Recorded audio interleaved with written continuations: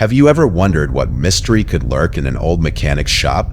Imagine a place where the echoes of engines roar like whispers from a forgotten past. The story I'm about to tell you is of a man, a mechanic who, upon receiving a series of classic cars for repair, finds himself increasingly intrigued, but also terrified, as he discovers that these vehicles have a dark connection to a tragic accident that occurred decades ago. This is a tale of obsession, passion for automobiles, and the terror that hides in every corner of the workshop. When I started working as a mechanic in a small shop on the outskirts of town, I never imagined that my life would take such a haunting turn. It was a modest place, with worn walls and tools that seemed to have seen better days, yet it had an undeniable charm. From my first day, I noticed that my clients were somewhat peculiar, particularly those who brought in classic cars. One by one, these vehicles came to me as if they were seeking redemption, and I, with my dedicated hands, was more than willing to help them. However, there was something strange about them, as if they carried a story that wasn't mine and that I could never fully understand. It all began with a beautiful 1963 Chevrolet Corvette. Its owner, an elderly man named Arthur, said it had been a gift from his father and had been in his family for generations. The car looked immaculate, its vibrant emerald green reflecting the sunlight. As I worked on it, a strange feeling began to creep in. I noticed small marks on the paint, like stains from an accident, but Arthur merely smiled and told me stories about the adventures he had lived in that car. What he did not tell me was that this vehicle had been involved in a fatal accident that claimed several lives, an event that had shaken the entire community. What started as an innocent curiosity rapidly transformed into an obsession. After finishing the Corvette, the shop became flooded with similar cars, each one with a past that seemed darker than the last. A 1969 Ford Mustang, a 1970 Plymouth Barracuda, and a 1971 Dodge Charger. Each owner had their own tales, but like Arthur, they all seemed to evade uncomfortable questions about how their cars had emerged unscathed from that tragedy. Confounded, I decided to investigate on my own. I spent hours in the local library, poring over old newspapers and microfiche, looking for any clues that could explain the connection between all these cars and the horrific accident that had taken place so many years ago. The yellowed pages revealed a tragic event that had been buried in the town's memory. One dark, stormy night, a group of young people had gone out for a drive, laughing and enjoying themselves when something went terribly wrong. A devastating crash that struck like thunder, destroying not just the vehicles but also the lives of those inside them. As I read the accounts from those days, my blood ran cold. All the cars I had repaired in the shop were, in some way, survivors of that disaster. But what did this mean? Why were their owners unwilling to speak about it? Were they afraid? With each car I worked on, a feeling of unease grew within me. The nights stretched longer, and the sounds in the shop, once comforting, turned into echoes of a tormented past. One day, I decided to confront Arthur. I asked him about his car and the accident. At first, he looked at me in surprise, his face pale as a canvas, and then a shadow passed over his eyes. "It's a past we prefer to forget," he whispered. "I live with that memory every day. I don't want others to feel it." Hearing this sent a shiver down my spine. What was it that they truly feared? Was it the past that hunted these vehicles, or was there something more sinister at play? The atmosphere in the workshop grew increasingly heavy. One night, while I was working on a 1971 Buick Riviera, the lights began to flicker.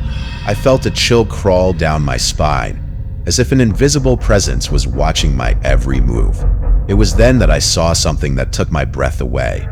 In the rearview mirror of the car, reflected in the glass, I briefly glimpsed the figure of a woman, her face twisted by pain and anguish. But when I turned my head, no one was there. The sensation of panic flooded through me, and I realized that I was trapped in a cycle of terror that I could not explain. I decided I had to stop repairing these cars, that it was better for my mental health. But the arrival of a 1972 Plymouth Fury changed everything. Its driver, an enigmatic man named Henry, insisted that I repair it at all costs, regardless of the price. This gaze was intense and disturbing, as if he knew something the rest did not. Despite my resistance, curiosity got the better of me, and I accepted the job. However, as I worked on the car, the atmosphere grew increasingly oppressive. The sounds in the shop intensified, and suddenly, the nights filled with the roar of bikes and laughter began to echo in my mind, remnants of a past that demanded to be heard. Finally, when I completed the Plymouth, Henry arrived to pick it up with a smile that, although friendly, did little to alleviate my unease. A shadowy aura loomed over him, and as he thanked me, I noticed his trembling hand drop an old newspaper. I picked it up and, opening it, found myself frozen. It was a photo of that same accident, with the cars destroyed and in the background, a familiar figure. I recognized Arthur among the faces of the survivors, but there was more. The same woman from the vision, her vacant and lost gaze directed toward the camera. This discovery made me doubt my sanity. Days passed, and I decided to talk to the other car owners, but something strange was happening. One by one, they began to disappear. Arthur stopped responding to my calls, the Mustang never returned, and each time I saw the Dodge Charger, its owner looked at me as if he knew me, but he never replied to my greetings. The sense of paralysis gripped me. The stories that once intrigued me now terrified me. The connection became increasingly clear. These cars were bearers of a story of pain and despair. The workshop transformed into a prison, a place where tormented souls seemed to want to communicate, and I, their mechanic, was trapped in their web. One of those nights, as I was trying to sleep in the shop, I decided to confront my fears. I grabbed a flashlight and ventured into the darkness of the place. As I passed by the Corvette, the headlights suddenly lit up. With my heart pounding like a drum, I slowly approached the car. Inside, I saw something that froze my blood. A recording playing on the stereo, a conversation of those young people before the accident. Their laughter, their voices full of life.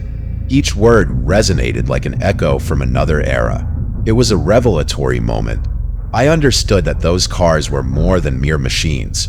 They were time capsules, memories carrying the suffering of those who had been lost. But how could I free them from this burden? Desperate, I decided that I had to do something. I gathered all the photos of the accident and wrote letters to each of the owners who had disappeared. I told them what I had discovered, what I had experienced, hoping that together we could bring closure to this tragic chapter. One night, while I was preparing to deliver the letters, the shop's doorbell rang. It was Henry, with a look that was no longer joyful but rather desperate. "They cannot rest," he told me. "They need someone to help them escape this loop. Their pain has trapped us for too long." It was then that I realized I was at the center of something much larger than I had imagined. With Henry's help and those of the other car owners, we organized a ceremony in the workshop. We decorated the place with soft lights, and each of us shared stories about our cars and the moments we had lived with them. With every tale, I felt the weight on my shoulders begin to lift, until suddenly the lights flickered again, and the figure of the woman appeared, clearer than before. This time, I felt no fear. In her eyes was a plea, a longing to be heard. With a trembling voice, I promised that we would never forget her story, that we would always be there to remember her and the others. And in a final flash, she vanished, leaving behind a profound calm. From that moment on, the workshop ceased to be a place of horror and transformed into a sanctuary of memories. Every car that arrived was now welcomed with love and respect, as if each one carried a mission to fulfill. Though I still feel fear at times, I know that the souls of those young people are no longer trapped in limbo. I learned a valuable lesson that sometimes the ghosts of the past just seek to be remembered. If you enjoyed this story and want to hear more tales of terror lurking in everyday life and the mysteries around us, don't forget to subscribe to the channel, leave a like, and tell me what you thought of this chilling experience. See you in the next video, and remember, the secrets of the past are often closer than you think.